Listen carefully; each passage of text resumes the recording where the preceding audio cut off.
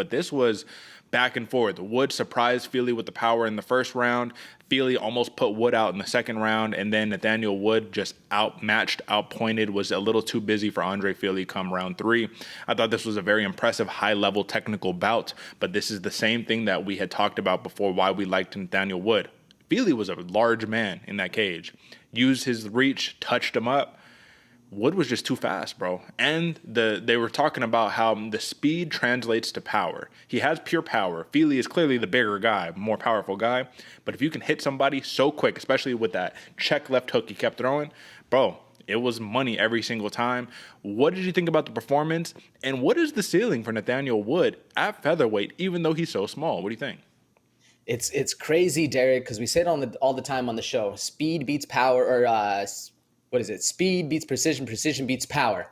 Well, Nathaniel Wood has all three of those, which is absolutely crazy. And what I liked most about him, he has that, I said it on the pre-show, he has this compact size that he has. So he looks small, but there's something just that fundamentally or physiologically can crack in his small package that he presents, because this boy can just explode on you. Like you said, even with the check left hook, where a lot of people think it's not that strong of a shot, Nathaniel Wood has some absolute snap behind those shots that he puts.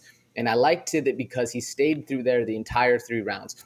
Compact, blitzy, in and out, moving really, really nicely with the speed, the power, the precision, as well as the gas tank that Nathaniel Wood has. I think his ceiling is very, very high, Derek. I don't really want to say we're going to see this dude in the championship. We're going to see him in gold in the next year or so.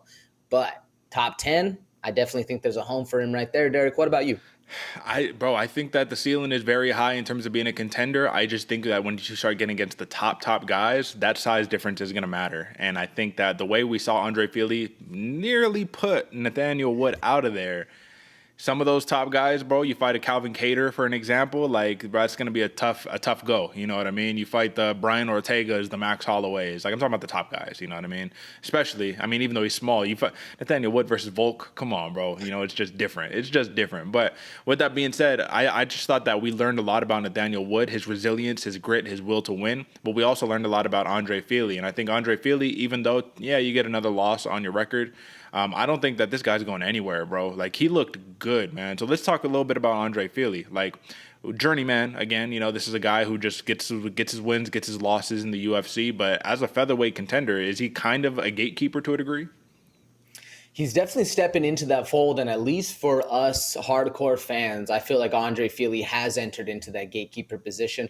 And that's not to discount him, that's not to throw shade at all. Yeah. Actually, some of my favorite fighters are in that position, and Andre Fili is quickly entering into one of my favorite gatekeepers, because this dude never says die, never backs down, always there for a fight. And like you said, Derek, almost put Nathaniel Wood out in the second.